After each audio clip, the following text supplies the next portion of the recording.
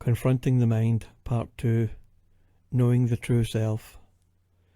In Part 1, Let's Get Real, I talked about the natural unfolding of self-awareness as opposed to external influences for change or striving and effort. If this seems to fly in the face of current majority opinion, that's because it's supposed to. Society never focuses on truth. All societal institutions would crumble to dust under its weight. I begin Part 2, Knowing the True Self, with the following question. If growth is naturally unfolding, why do people often resist or avoid it? And to be honest, I can't speak for other people. What I do know is that there was a time when I avoided growth and self-awareness, even fought with myself inwardly against it. I think mainly because I didn't know or understand how my life experience would be improved, how living would become much easier. It's hard work to commit to that kind of growth, because the megaphone of societal conditioning is so loud it sort of weaves itself into the fabric of one's psyche. It also goes against the grain because trying implies effort. No one tells us, for the most part, that the effort of programs and prescribed methods or modalities is or can become the struggle. Society is the natural habitat of the modern human. Becoming self-aware is like moving to a new planet. It's strange, unknown, mysterious, and unpredictable. One could easily be forgiven for thinking that they won't know how to live there. It's easy to forget that quite often it's not knowing how to live successfully that brings us to the point of seeking change in the first place. So, ignorance, innocence, fear of change, the fear of what we might become are all contributing factors to resistance. When I began this quest, for the want of a better word, I didn't know what I was getting into.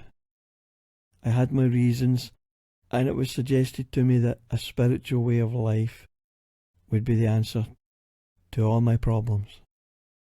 The inner battle, the one between the so-called ego and the unfamiliarity of a higher or different way of thinking, is a psychological nightmare that can often have one doubting their own sanity. At least, that's how I experienced it, probably for more years than I care to remember or admit. So you might ask, is there a way to be free of that inner conflict? I would have to answer that there is no way, no prescriptive method to free oneself of the inner conflict, but it can be experienced. When one becomes aware enough of the construct and the narrative, the, as I call it, story of me, by way of observation, which is not achieved by practice or mental effort, and when one recognises and accepts it as the source of their suffering, it can fall away like a loose garment. At the same time, it is always there for the vast majority of people. It is part of, if not the very definition of, the human condition. As I wrote recently, the one who seeks the light is on a path to nowhere. The one who seeks to understand that which casts the shadow will know truth. It is both the ego and the inner battle that casts the shadow and causes the suffering. So one who has the understanding of the nature of the ego and how it operates within the psyche, and also knows that it can never be fully extinguished, is able to recognise that it is a fundamental, innate part of who they are as a human entity. To clarify, I've said this in the past in various ways. One who lives only for and from the so-called spiritual reality of their existence will be subject to psychological ill health, and one who lives only for and from the ego perspective and material world will be subject to mental illness. Both parts make up and are who we really are. This is not a balancing act, but an absolute truth, whether we know it or not. Remember, the Truth and Introspection series, Confronting the Mind, is designed to offer clarity, not comfort. Any notion of overcoming ego is a misunderstanding, an illusion I fell prey to myself for many years. But to think or feel in any way that we must remain imprisoned by it is also a mistake. So here's the paradox. Ego is both the illusion and part of our reality, our existence. Any attempt to escape it entirely becomes its own trap. This understanding is what it means to be whole and healthy of mind. There is no practical application or utility in understanding this wholeness or whole self. Nothing changes outwardly. Inwardly, everything changes. Seeing is enough. That seeing becomes the knowing I mentioned in part 1, which is different to the knowledge given to us by cultural conditioning. There is no method, no ritual, no transformation to be had. It's what I call a wider viewpoint of knowledge, which basically means a shift in awareness. But the shift is invisible, unmeasurable, and beyond words. It's an inward revolution, and it's an outward stillness.